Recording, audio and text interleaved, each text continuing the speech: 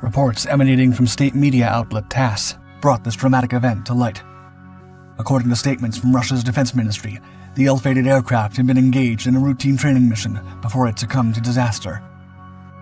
Auspiciously, the response of the search and rescue team was a swift one, and both pilots managed to eject themselves from the stricken aircraft. Their timely rescue by a waiting helicopter ensured their lives and well-being remained secure. As the smoke cleared, the cause of this catastrophic event remained shrouded in mystery. TASS, referencing law enforcement sources, tentatively attributed the crash to a fire in one of the jet's engines.